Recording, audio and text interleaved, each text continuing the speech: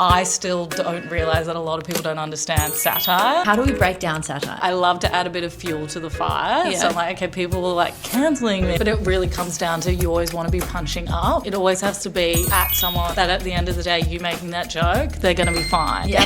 Gavin Rubinstein is a multi-millionaire. Me poking fun at him. Yeah. He does not care. The beauty of great satire is you blur the lines of whether or not something's true or not true. How I got the job at Betoota, I mocked up a bunch of fake headlines and I made it look like the standard posts that they've got. Right. And I posted it on MDB and tagged them and I was like, thoughts? And then they called me the next day and they were like, hey, do you want to come write for us? And I was like, yeah, would love to. That's a dream.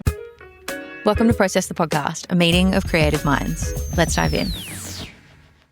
Okay, I'm so excited to talk to you.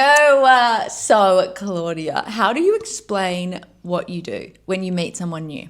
Oh my gosh, I still find it hard to explain what I do just because there's a lot of dashes. Yeah, a lot of slashes. A lot of slashes. Yeah, you're a big slashy.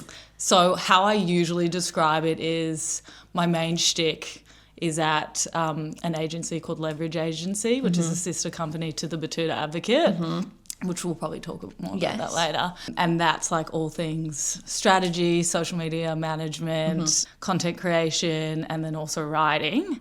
And then my side hustle, as I like to say, or alter ego is probably a better word, is Miss Double Bay, which is a meme account. Yes. And actually how I got the job at Betoota and now Leverage, it's moved into Leverage, is from Miss Double Bay. So it's almost like a little bit of a resume, you might say, because it is, I haven't really taken a traditional career path. And I mean, in the background, I've done the traditional, work at a creative agency and stuff like that. But like where I'm at today, which I would say is my dream job, is pretty much through Miss Double Bay. Yeah. And like, she's just a fun time. She's a bit rogue. She's very opinionated, probably not warranted most of the time. Her character, I would say, is like very self-deprecating, satirical, and yeah, she's probably a bit too big for her boots. Did you grow up in Double Bay? No. Where did you grow up? So this up? is the other thing. A lot of people are like, oh, did you grow up? Didn't grow up in... To be fair, speaking of fake IDs... Me taking the piss is not from my real roots. Yeah. I mean, I grew up in the East. So obviously how I started the page was, just getting content from my lived experience. Yeah. But yeah, speaking of fake IDs, I did used to go out in Double Bay a lot with my fake ID. Yeah. Okay. And even at Betoota, so everyone at Betoota, they have aliases, so their names, their writing names aren't their actual names. Okay. And so my alias is Stacey Oaksheaf, and so how I got that was Stacey's obviously a very basic white girl name. Yeah. And the oak and the sheaf are my two favourite pubs in Double Bay.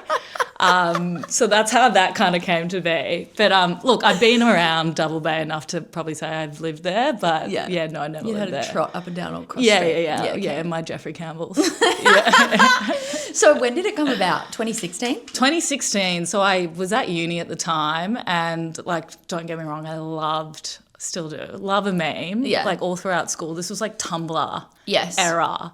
And it was like those dank memes of like do you remember the what do you mean? And Absolutely. like that was going off and I had a Tumblr page and I'd just be like resharing stuff and like I was a bit of like an internet. I was deep online. Yeah. Even back then. So yeah, I was just like making memes, but I didn't really post them or do anything. I would send them to my friends. How I actually got the name Miss Double Bay was I was doing an advertising degree at UTS. Yes. And one of our assignments was to pick a supermarket and we had to do this whole, advertising campaign around it.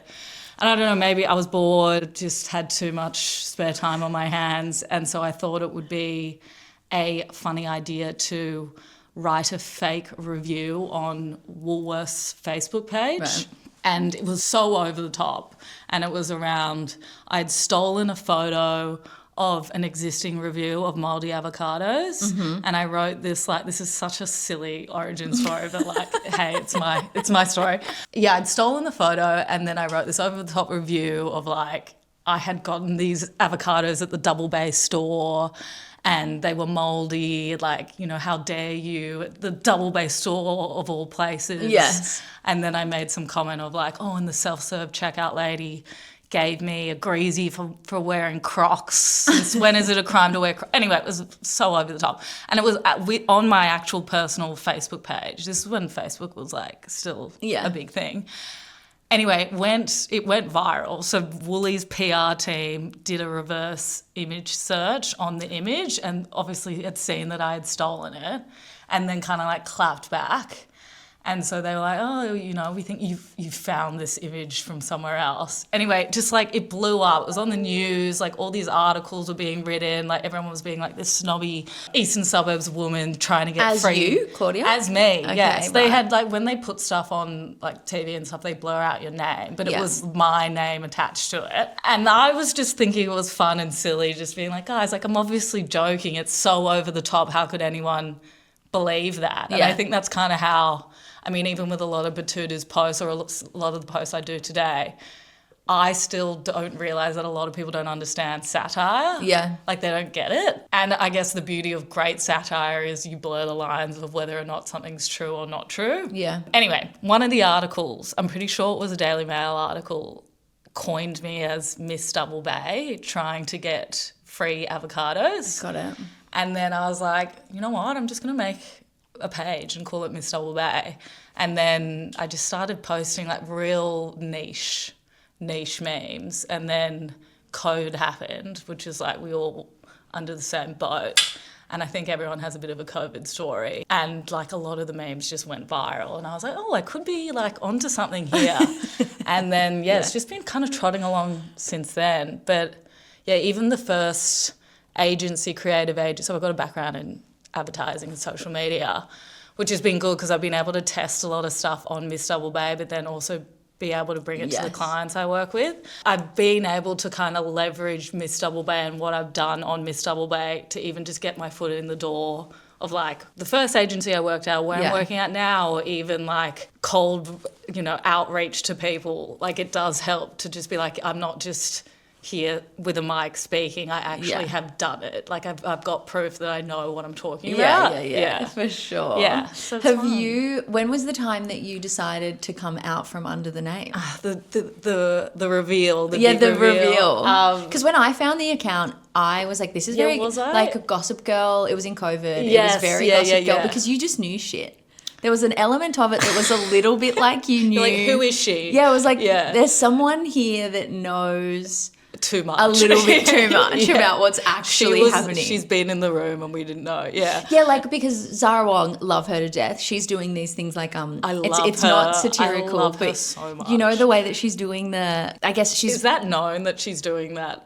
Yeah. Are you talking about the Substack? She's not taking the piss necessarily at the moment with what Armidale women wear, can't, but then she kind of is. And she reached out to me recently because there was like a Melbourne one, and I was like, and she included Essendon, and I was like, Essendon? You're like, and she was like, I can tell you from Sydney. She's like, you would say that, Ariel. Like, Essendon's not a thing. And I was like, I'm from Melbourne. Trust me, Essendon is not a thing. And she's like, no, there's one person that actually is like prolific enough.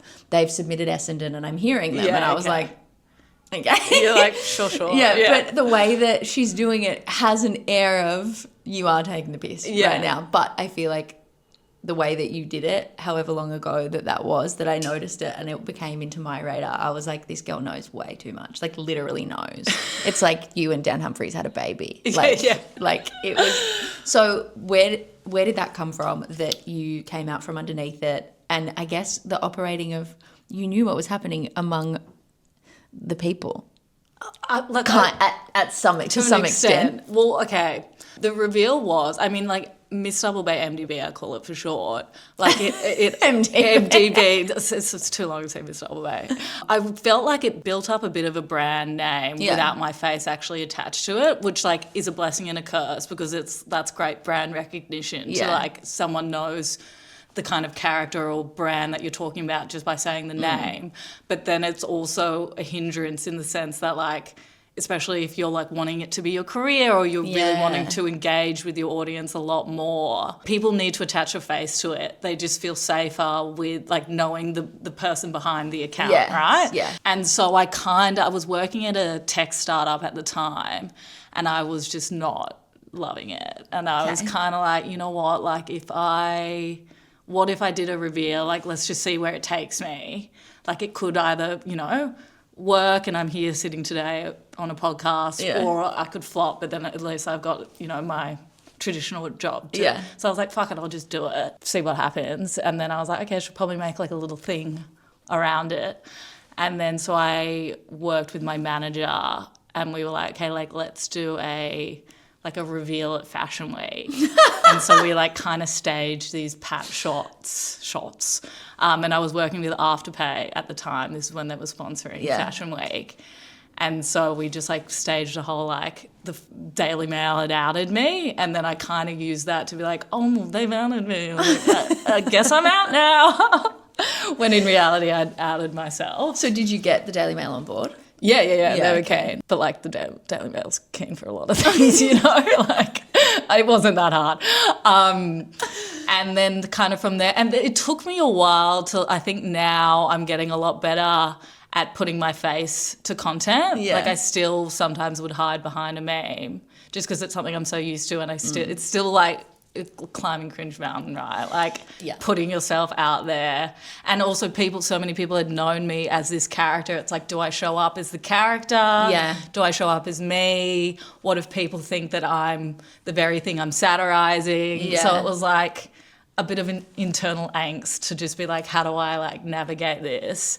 And I think I'm doing a good job. I mean, obviously get better over time. But I was just like, you know what? I love doing this. I would love to do more of this. And if I could one day make this a full-time thing, like you kind of have to put yourself out there at some point. Yeah. So that's kind of how the reveal came to be. Yeah, it's been going pretty well so far. So far, so good. Yeah. So how did the work at Betoota Advocate and Leverage come about?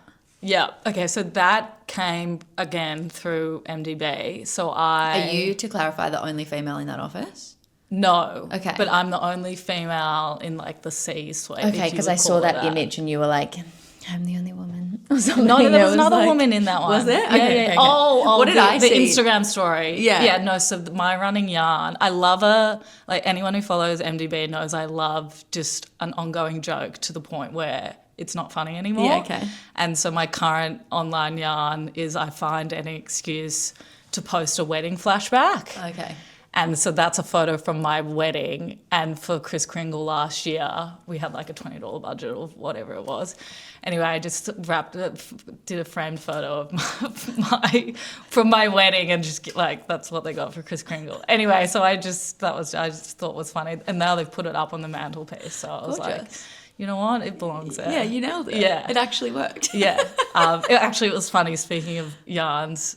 And I think the thing that I love with like MDB and even just with doing brand deals through MDB is like being able to weave in my humour and my kind of character. Like I did a brand deal with Sydney Film Festival recently and I pitched the idea of like, okay, well, why don't I we'll do like a Zoom setup and we'll make it look like I'm pitching my wedding video to be on Sydney Film Festival. And I was like, there's no way they're going to go for that. And they're like, yeah, great, let's do it. And so the ad was just me playing my wedding video to the Sydney Film Fest team and them just like looking back in horror being like, are you sure? It's interesting to think about budgets, and like I'm on the other side of that, I guess, where we're like looking at, okay, how much have they got for actual content teams like myself versus how much have they got with collaborations and talent, and then they're approving that kind of stuff. No, and it's like, insane. it's good money as It's well. great. And it's something that I love and I'm proud to put out and that feels like me and that my audience also gets around. Like it comes back, like they get the ROI on it in terms of engagement and just how many people are watching the video all the way through. I think gone are the days of like very traditional influencer collaborations where it's like, here's the brief. You just have to word for word the brief because like audiences can sniff out, you know, if you're not being authentic from a mile away. And if I hopped on and was like, did a get ready with me or something like that, people would be like, that's not the kind of content that you go live with. Like you've just taken a paycheck. You know? So don't get me wrong, I will take a paycheck. How much of you, Claudia, is actually really proud of your wedding video and you want that seen to the world? No, it's the cringest wedding video ever. Okay, so But there's like, not a piece of you. No, I like the wedding photos, but like the yarn is like, it's Saturday and I'm like, oh my God, it's a beautiful day. That day reminds me of my wedding day. It's like, how far can you take it to where people realize that you're in on the joke? Like if you can, and I think especially with Aussie humour, it's like as long as you can self-deprecate, people love it. Like if you can lean into whoever you are, whatever your character is, like people will celebrate that. Anyway, back to Betoota. So how I got the job at Betoota, I mocked up a bunch of fake headlines, and I made it look like a Betoota, the standard post that they've got. Right. And I posted it on MDB and just tagged them and I was like, thoughts? And then they called me the next day and they were like, hey, do you want to come like write for us? And I was like, yeah, would love to, that's a dream. And then, it's kind of gone from there. It was like 3 years ago. So what is your role there now? So now I do talent and business development. So not really writing as much. It's more, so what Leverage does is they're a strategy and talent agency. Mm-hmm. So we've got a bunch of talent under our books and we manage them. Like the whole thing with Leverage is Betoota has started as a creator, you could say. Yeah. This was back Facebook days, Facebook account. And it's grown today to a media organisation, one that you could even argue is probably more influential than most traditional media out there. Absolutely. And like that is an incredible story. It's TV shows, it's books, it's, it's the whole thing. And like that's a pretty incredible thing that they've built.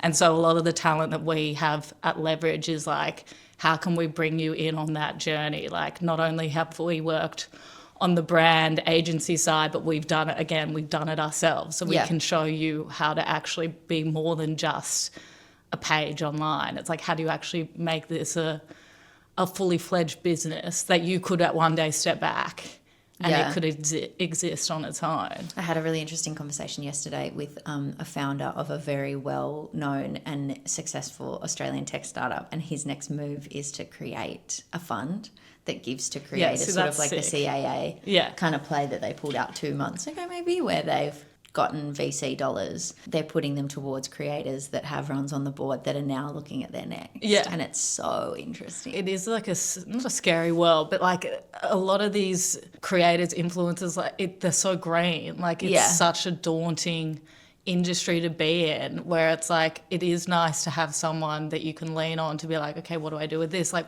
or even just thinking long term. Like I understand a paycheck is a great paycheck, but like let's actually assess who you want to become, where you want to go, and then like let's make strategic decisions on how to get you there. Because like as much as it is great to accept every brand deal that comes along, it's like you accepting one brand deal might stop, another bigger opportunity coming to you down the line. So when you think about your role then at Leverage, how you're in business development and talent, what are you doing day to day? A lot of pitch decks. Yeah. I love a good pitch deck. Canva is my best friend, I would say. We get a lot of campaigns through Betoota. This is probably another thing as well of just how well they've integrated their brand partnerships, is like most people don't even realise that there are branded promos on Betoota. Yeah. Just because it's worded in such a way that it feels, there's obviously a hashtag ad there, but it just looks and feels like a normal headline because they're so tapped in with what the audience is thinking and feeling. Yeah. They're just able to weave in the brand so seamlessly. So we get a lot of campaigns through Betoota, and then a lot of the time the budget's allowed for us to bring in other creators. So we kind of work with the client to like figure out like what's the strategy, what's the target audience, who you're trying to reach. And then we kind of go out, and it's not necessarily just people that we manage. It might be, someone who's managed by someone else, but we'll figure out who the best creator is. Yeah. And then we'll go, okay, this is strategy. This is how you should execute it. And then we actually go and execute it for them. So is the strategy also the creative in that? Like the headline, the angle? For Betoota, but we do love to lean on the creators to actually come up with the idea, because at the end of the day, they know what's going to work best for their audience. Like we could always give suggestions and like workshop with them. Like sometimes we help with script writing and stuff like that. But at the end of the day, the creators, they build up their audience by knowing what works. So like who are we to say you should do it this way? They usually come back to us and they'll say, it will work better if we do it like this. Yeah. And sometimes there is a bit of like us being the middleman in terms of the client. Like it's a dance between the creator, who's like, a lot of them are very account proud and like they don't want to do anything that doesn't feel that feels inauthentic to them, which might mean like having like the brand featured like really heavily, right? But then the brand obviously wants, to hit all their key messaging and whatnot. Yeah. So then it's kind of like, okay, well, how do we work together? So they are creating something that they love and that they know will work well, but then the brand, the client's also happy and is like, okay, like this is a great piece of content on both ends. Yeah. So to go back to how that works with Betoota and also Miss Double Bay, I feel like they are one and the same in terms of sense of humour. And I hope so. I'm getting there.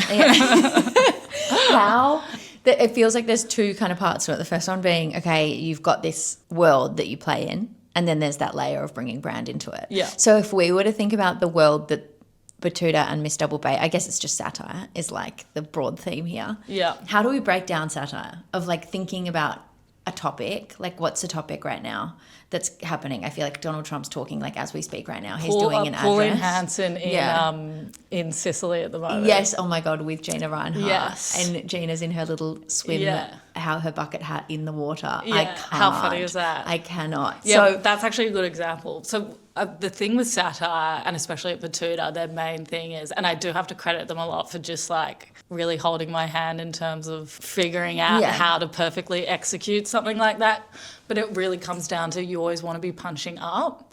okay. So like, what does that mean? If you're making a joke, it always has to be at someone or to something that at the end of the day, you making that joke, they're going to be fine. Yeah, okay. So like with Miss Double Bay, I'm taking the piss out of the eastern suburbs. People from the eastern suburbs are fine. Like I'm not punching down. So what does punching down mean? Insulting them? Well, it's like picking one person in particular who's like maybe lost, this is a bad example, but like lost their job or like they're down and out and you're making a joke about it. It's like, okay, so you're that's punching where down. distaste comes into It's it. distasteful, and I think everyone can kind of feel it when you're like singling someone out. Yeah. That like you're punching down. Like for example, real estate agents. I take the piss a lot out of real estate agents. Yes. Like they're fine. Yeah.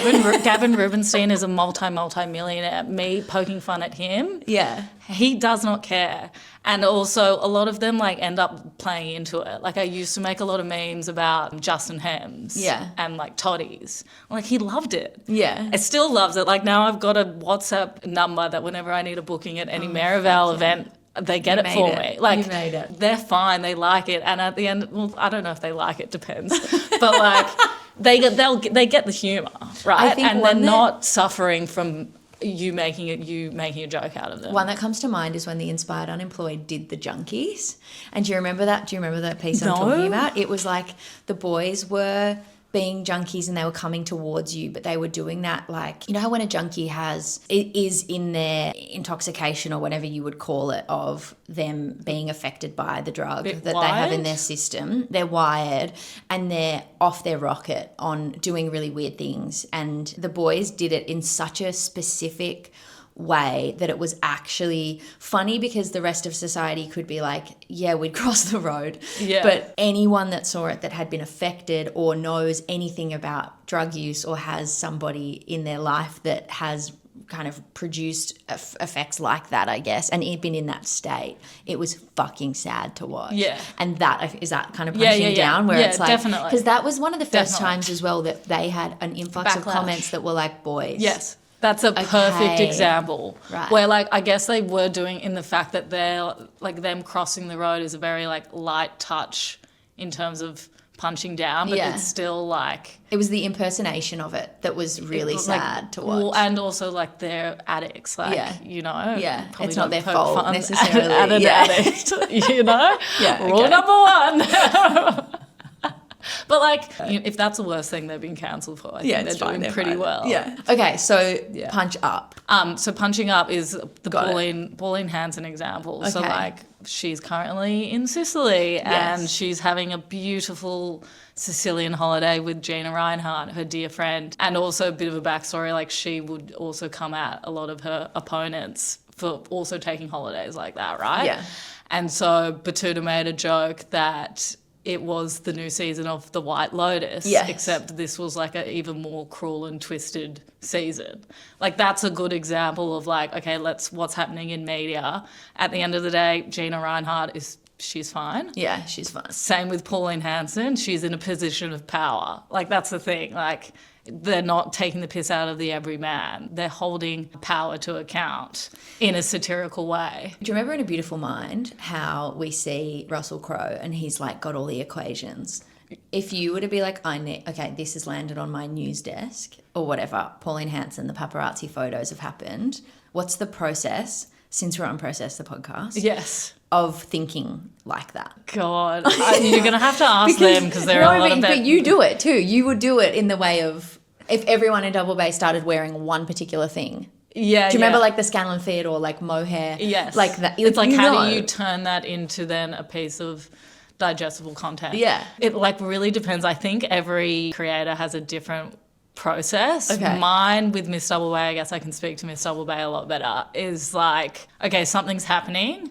I'll either have, like, I've got a bank of, like, memes or videos or themes even that I'm like, okay, one day I'll be able to, like, meme this or one day I'll be able to attach this to whatever's happening. Mm-hmm. And then sometimes it's just, like, a light bulb moment. Something will happen and I'll be like, okay, that goes with that. And then other times it's, like, actually sitting and being like, okay, like, this is happening. Like, what does this remind me of? What's like a personal experience that I can relate it back to the East? For example, when Victoria Beckham all that drama came out about her gyrating at Brooklyn's wedding and all that came out. Were there photos of that? No photos. We just heard about it. Hearsay. And so there's that famous clip from Bring It On. Do you remember? She's like crumping. Yeah. That, and it's like very cringe and awkward. Yeah. I was just like, oh, Victoria Beckham at Brooklyn and Nicole's wedding. And like just something so simple as that like worked really well. And like that did really well. And then I don't know if you've heard of the like Cool Cabana gate about I'm aware of it. Them just taking over all of the beaches. Yeah. It's actually a Noosa-based brand. Did you know that? Yeah. So they had like started to pop up a lot in Bondi Beach. Mm-hmm. And there was a bit of online discourse about it. And I was like, okay, like I want to talk about this. How do I talk about this in a way that's in Miss Double Bay's tone and like do it in a way that's so over the top that people are gonna, you know, will cause ruffle some feathers, but not enough to like, I'm not punching down because at the end of the day, it's a cool cabana. Yeah. You know, it's like, and we're not hurting anyone. And so I did this video around me trying to get a number from Waverley Council, and that I had an idea that I wanted to propose to them. And the idea was segregating the cool cabanas to one section of Bondi Beach. Yeah. And that in that section we'd put up almost like parking meters and we'd make everyone who had a cool cabana pay. And like that in itself, because obviously Australia, we're known for our beaches and also that they're free beaches. Like it's not like Europe where you have to pay for a day bed. It's like Australians and their beaches are like, there's love. In our blood, yeah. And so like it just ruffled some feathers because everyone was, obviously so many people didn't realise I was taking the piss. They thought I was being serious. And so it just like, it popped off because everyone's like, how dare you suggest that we pay to be on the beach? And like my whole thing was like, you know, if you're two people, do you need an 8-seater cabana? Yeah. And anyway, it just like people were just attacking each other. Well, not attacking, but heated discussion in the comment section.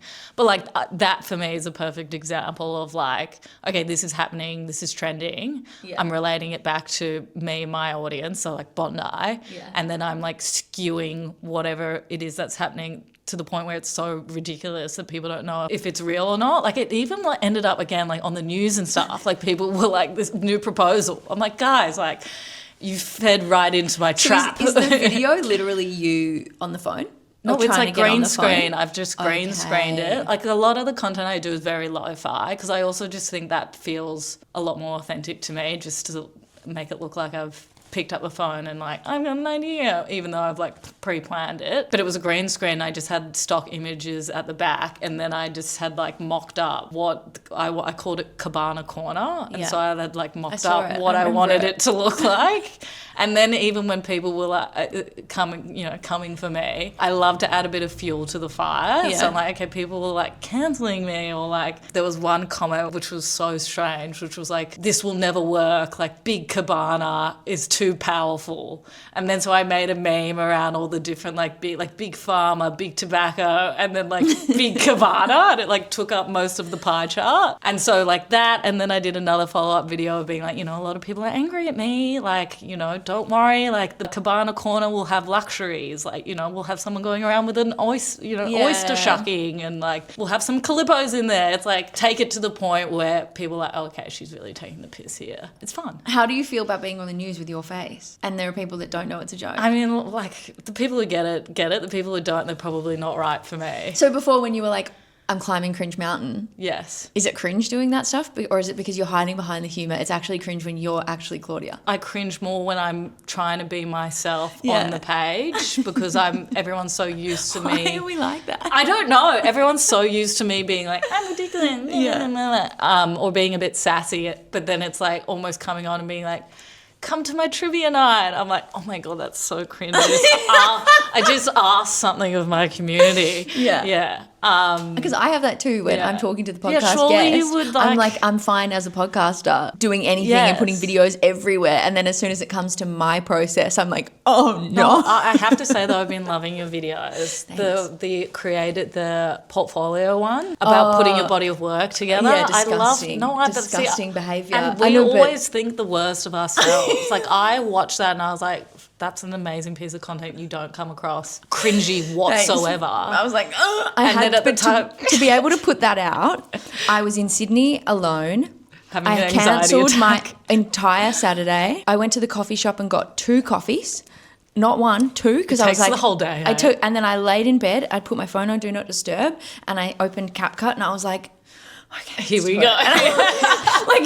I'm a content director. I just came off of an account where we did a case study. We made 4,011 pieces of content, video content. Yeah, but you weren't in any of them. But me doing it alone on a Saturday in my bed was like, oh my God. I'm like that as well. I almost need to block out the whole day to mentally prepare myself. Don't talk to me. And then after I post it, I almost need 3 business days to recover. 100%. I'm like, oh God. Yeah, literally. But you just got to keep doing it, and the more you do it, the better you're going to get at it. So I'm just like, you know what? Like, yeah. The thing that gets me, and I screenshotted it to the girls that I'm in calendar invites with, the day after I shared things that are inspiring me through July, because everyone's in Europe. I did love that as well. Thank you. There's like 24 people shared it. Why are you sharing it? Why are you fucking sharing it though? Like, are you sharing they are interested I'm like, you're calling me a bitch, or like you're calling me an idiot in your group chat, being like this girl is, who does she think she is? Yeah, but that's my insecurity. I'm like, what is going on? To be fair, I had to get over that very quickly, because one of the key metrics on MDB that I measure whether or not it's a good meme or not is how many times it's been shared. Yes. Like even some of the times I'll get more shares on a meme swipe series than I will likes. But I almost see that as a good thing, because it's like my content has resonated so much with someone that they've actively shared it with someone else. Like I wouldn't see that as a bad metric. I would see that like, not only have they seen the piece of content, but they've actually moved that content into a different Engagement's engagement. However, I can't help but be like, I'm in someone else's group chat being like, who does she think she celebrate is? it. I'm at the point now in my life where like people are going to talk about you either way. Like you may as well give them something to talk about and like lean in. Like at the end of the day, like look where you are and what you're doing. You are, but you're also on Cringe Mountain. So if I said that back to you, you'd be like, I know. It's like I'm actually uploading Slow down. I'm actually uploading a video that's like with my face to it on Sunday. I'm just dreading. Like, it's terrifying. It is absolutely terrifying. Yeah. But every successful person has like, they're not laughing. It's usually people from like high school. And do you really care? No. What they're doing? A lot of them actually get around me. It's really nice. Well, there you go. Yeah. See? There's some people. Hey, girl. What's up? Hey, babe. Just want to say thanks to my #1 fans. So I think something that came up recently, remember when there were that couple, they were really hot and they climbed the Empire State Building and he proposed? Yes. And then everyone took over the flag Yes. and wrote their own shit on the flag and then kind of doing brand memes. Yeah. I thought that was a little bit TF. It was. Yeah. But that kind of concept where people take something in pop culture and they make it, like the look on our faces when we Yeah. How do we share that with the girlies that are listening that would love to show up a bit funnier? Yeah. How can we give them some advice? Trends get a bad rap. I love a good trend when executed well. Yes. And like what a trend is, on TikTok was originally a meme, right? It's the whole shareability of something where if you're going to do it, you need to like change it to make it unique to whatever it is that whatever your niche is, right? If you're just straight up copying a trend and not adding your own flair to it, like I have a little bit of an issue with that because I'm like, you've put no creative thought into it. Yeah. And also, just won't work. It won't perform because there's a million others doing it. Yeah. So it's like if you're going to grab a trend, like you need to really stop and think of like, how can I relate this to my brand or like my personality or like what's going on in my life? I guess the reason why I had the issue with the Empire State one is that like brands just jumped on it to like have some 50% off sale or something like that. Or it's like no person's gonna be like, oh my God, wow. Like sick, must jump on. They really repurposed that meme so well. It's like, no. Like you could use it as like another, I guess, sign-based meme is when Kourtney Kardashian had the sign up when she was pregnant. Blink-182? Yeah. The concert. And like that was rememed where people were adding their own announcements onto it. Yeah. And like, for example, how I interpreted that was I was like, this is actually probably the most heat I've gotten from a meme before. I was like, can people stop having European weddings if they don't have any connection to that location? Yeah. Wow. That would have really pissed and a lot of people off. really pissed off some people. But like, again, it like, that was just a thought that's the announcement I wanted to make, right? And it like, there were people who agreed or didn't agree and like, that's fine. But like, at least I had changed it to the point where it spoke to whatever it is that I'm putting out online. Yeah. But I love a good trend when executed well. Sorry, have I answered the question? The question is like advice when people want to jump on a trend. Like what is some thinking, like thoughts that, like if we were to take the brand of process, because I feel like that's not punching down. I can take whatever you want to. Yeah. Yeah. Maybe it's like let's use a breakout hack, the skincare. Oh, yeah. So the Kourtney Kardashian one, this is very basic, but you could do something around like not popping. You don't have to pop every pimple when it pops up. That's shit. But like something around whatever the insight is that your customer is doing. Okay. So like, if someone who's acne prone, me personally, when a pimple pops up, I got to hack at that. Yeah. Or it's like, okay, well, how do I take that insight and put it into a meme or a trend? Like not every trend is going to fit with what you're trying to put out there. So like you kind of do have to be a bit selective in what trends you do pop on. Like pop on.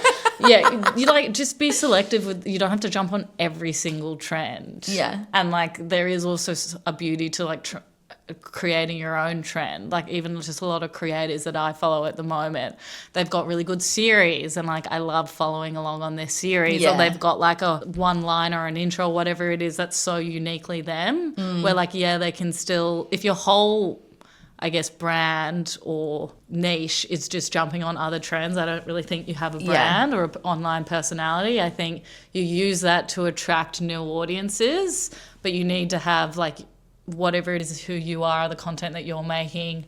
So for example, like memes for MDB, like that, I do that. I always do that. That's just what people know me for. But then I'll love to jump on a trend to just jump on a trend.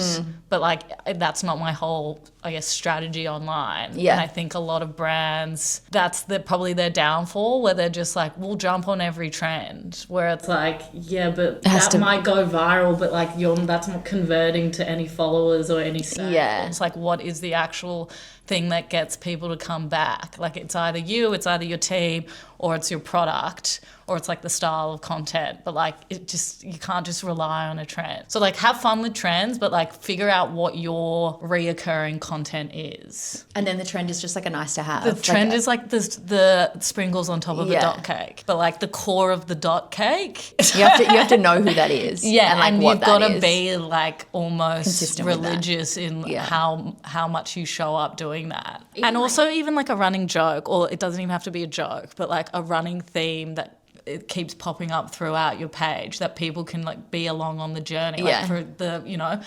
me finding any excuse to post a wedding flashback. Now my audience knows I take the piss out of doing that. So whenever it pops up on my page, even if it's a brand deal, which like the Sydney Film Fest, like people love it because they're like, that's hilarious. Well you done. found another, you've another thing. Before that, I used to do this thing called the Cringe series. And like before that, like I like having themes that people come back to, and it works even in the way that like Miss Double Bay is really big on like, and maybe this goes back to you wondering how I knew so much when I was anonymous. It's like, so many people message me every day.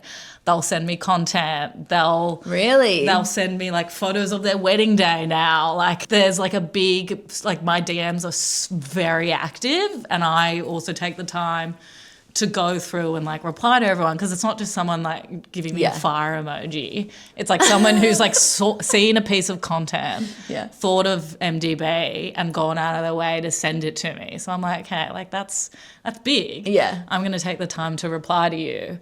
And so I think that's like what I really love about the page is like got a full people community relate there to the content, and like the content is stuff that I relate to. So it's like, it's not just a fandom, it's a community. Yeah. How do you go, question from Ariel to Claudia, in your relationship, having something that's your job that's on your phone? Oh my God, so bad. I'm like an echidna at work. I'm like so hunched over. Yeah, but the late night you time when like you're supposed to be, like I'm supposed to go away for the weekend. Yeah. I've got so much shit to do on the DMs and like responding and checking things out and like reading and WhatsApp and community and engagement and stuff. Do you have like a no phones time? Yeah, in your relationship? I try to. You're married, right? I'm married, and like he's very much like, hey, like put your phone down. I'm like, no, I You're like, must I reply. insist. Yeah. You're like, this is my whole. have fans. Yeah. He's like, shut up, Claudia.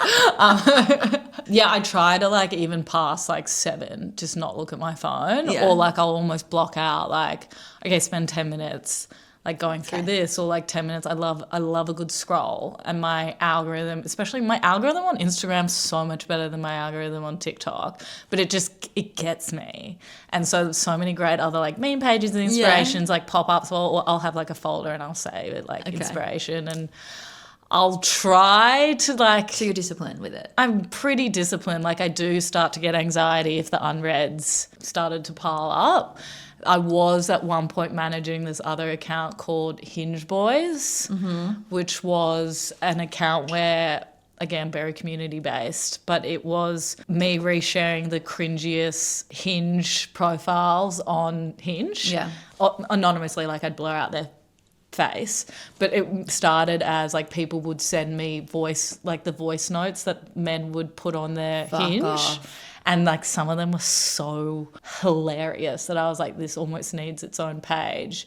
But that was like a beast of a machine, because like I'd be getting hundreds of DMs every day of people sharing their experience on Hinge, or women. Again, like me being me, like I would want to go back and like, thanks for your submission and stuff like that. But it was like... You need like a mini chat so everyone feels seen. Exactly. And also because it is such a personal, like dating as well is such a personal thing that like people would end up telling me there's like dating stories and stuff. And I'm like, and also it's like a lot of fuckboys that are on these accounts. So then it's like talking about fuckboys and blah, blah, blah. And like it got like I almost got a bit of this is exaggerating, but PTSD, because also the content was like the worst of men online, that I was just like, I actually don't know if I can do this anymore, that I ended up wrapping up the page. What was when you were in your head being like, okay, I've got this page now, what was like not the business plan behind it? There was no business plan. So like why same were with you doing MDB. It was fun. Like this is the thing, like even with Miss Double Bay, it's like I enjoy doing it. Like it like gets me going to like sounds so lame, but like make a meme, put it out there, and people love it and relate to it and go, you know, like you would just do that in your maybe spare it's time a anyway. serotonin high of like getting likes. People get my sense of humor. Or like people get it and people see me. But like I just love to do it. Yeah. And the Hinge Boys was just like a fun thing that I was doing. And then it got to the point where I was like, this is actually this is the thing. If I'm not having fun with something anymore, I need to like put it to rest, because as soon as you're not having fun, it's not working. Yeah. And so even with the Hinge Boys thing, I was like, I'm not having fun with this anymore. And like, it's almost not getting toxic, but like it was just an endless, like the feedback loop I was getting from the account wasn't a positive one. Yeah. Like the community loved it, but just in terms of how it drained me, I was like, okay, I think I need to put this to rest. Yeah, okay. And I was like, if someone else wants to create an account and do it, like you have my blessing, but I just personally can't do it. How much did that account grow to? I think got like 64K followers. That's hard to just like let that go. Yeah. Well, I've still got the account. So the idea is I'll do something with it one day, community based, but I just don't know what that is yet. Interesting. Yeah. It's lying dormant. Yeah. But I've had like, even with that stuff, like I've had startup dating apps and stuff approach me and be like, oh, would you ever sell it? Or like I even had, this was a while ago now, like someone approached me being like, would you want to come on as a partner to this dating app I'm starting? So like there are still opportunities even with something that's, you know, a shitposting page. Like there's always ops. It's interesting to hear you say that, because you obviously are working in business development and talent. Like all you would be thinking about is monetization of like, because you've obviously got a PNL that you kind of have to feed into. Interesting in your own time that you've got just like a question mark, but you're still having fun with it. Yes. I'm so driven by a PNL at the moment that like the thought of doing anything that doesn't make a return, I'm like, but then. Well, I think also I have the luxury with having, I guess, another job is like I can still have totally the privilege of like, yes, I want to monetize, I want to make money from it, but I still want to keep to the core of why I started it. Yeah. And I think also for your audience as well, right? Like if you just start doing brand deal after brand deal after brand deal, people are going to be like, okay, well, why am I following you? You're just milking me for a paycheck. So I want to have a mix between the audience getting something out of the content that I'm posting, but me also making money at the end of the day. I think that's a fine dance. But like, especially on the leverage side, it's like, okay, at the end of the day, otherwise don't bother with the email. It's interesting. I'm in the trenches at the moment, and the listeners will hear it or have heard it soon. I've been redoing the Cinematom website, my production company website, and case studies around what we can do with content. Designing campaigns and pulling things apart. Like I call it a pull pork method, where like we have like a big chunky campaign. I love that. And then we strip everything we can off the bone. So how many TikToks can we make of that? Okay, you got talent on set, let's do chat to cameras. Okay, we got behind the scenes, like that big spreadsheet. And then I did an episode called Campaign Architecture as well, which was all about how people are overshooting, and actually have a conversation with your media buying team before you shoot so that you can understand what's going where. Yeah. So then the team isn't overshooting a million looks. You actually just have a direct line of this will go there, focus on that and make that really good, rather than rushing your team, burning them out and making everyone hate the job. Yes. So, well, and also it's like, you've got the professional shoot, but it's like who's going to be there to create the social content? Because like those are even just two different strategies, right? It's like who's going to be doing that lo-fi stuff and who's actually going to be, because it's almost like it's a relationship between the two, right? And then even with all the different platforms out there, which we do a lot with the talent that we work with, is like, okay, what content's going to go on what channel, and like how are we going to tweak it slightly so that it's best suited for that channel? Like you almost have to think of it like as an ecosystem. 100%. Yeah. So that's what I'm building out for brands. But as I was going through all the work for Cinematom, I realised I haven't done anything for myself for 10 years. Yeah. That was the last time. Get like in the... I was like, money. But it's like a paycheck is a paycheck. It's always... And I've loved it. Yeah. But in the chase of being able to sell something, I've learned that I'm really good. And I'm like, who am I? Yeah. But it's so interesting to just hear the passion that you have for just doing it anyway I loved it. And it's exciting to hear that you just grew something and you have been growing things on the side just because you love it. Yeah, I love it. And I think that's why people resonate with it so much. I think they can tell that I just generally like to do it. Yeah. And that like there's some posts I put up where I'm like, this is so not brand safe.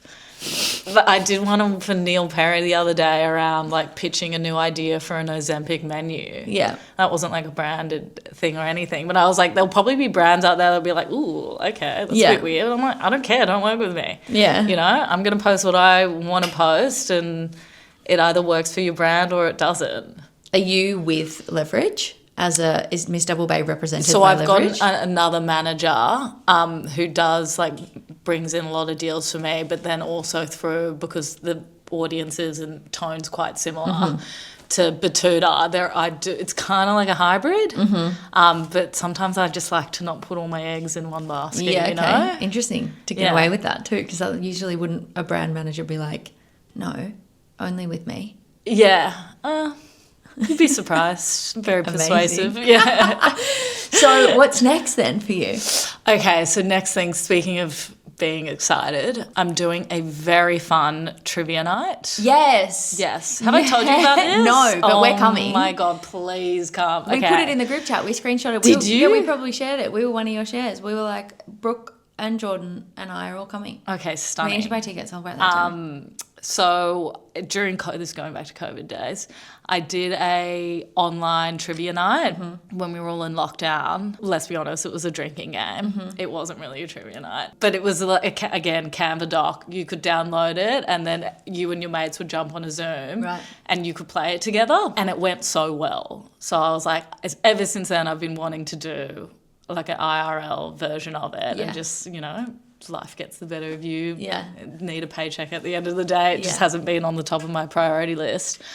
And then I was like, you know what, I'm going to do it. I really want to do this. And so I pitched it to the Oak in Double Bay. So we're doing it on the 20th of August. Okay. For 4 weeks every Thursday. Your Thirsty Thursdays are now Miss Double Bay Trivia Night. The questions are the funnest bit. The questions and the prizes are the best. So the questions are all going to be Eastern Suburbs, satire, pop culture, skewed. I've got some great questions in there. My favourite part is the prizes. So you know how you usually get a meat tray? A meat tray when you go to the pub? Yes. A raffle. I know it really well. Yeah. So we're reimagining the meat tray, A.K.A. gentrifying it. And so I've pretty much hauled myself out to every PR agency in Sydney, and they've sent me like a plethora of gifting products, like Charlotte Tilbury, Naked Sundays, Number 22 Home, vouchers, Joe Bailey, Reset, saunas, like just prizes that the girls would want and use. And so what we're going to do is we're going to glad wrap it to make it look like a meat tray. Very clever. So I'm so excited. And we got some big ticket prizes, like Weekend Away at Threadbow, Olivia Bond, Anklet, George Jensen, God. There's some cool prizes in there. And so I'm working towards that. What's the really capacity? excited. How many tickets? 130. $30 a pop. And it's just going to be a really fun time. I'm excited. Okay. I just also great excuse to get out of the house. Yes. You know, if you're not in Europe. Yes, 100%. This is the next best thing. Gorgy. I've got some, you'll probably see it by then, some untraditional ways of marketing it, but you will find out shortly. I cannot wait. It's going to be funny. Okay, so if people want to find you, where are they going? Okay, they're going to Miss Double Bay. Yeah.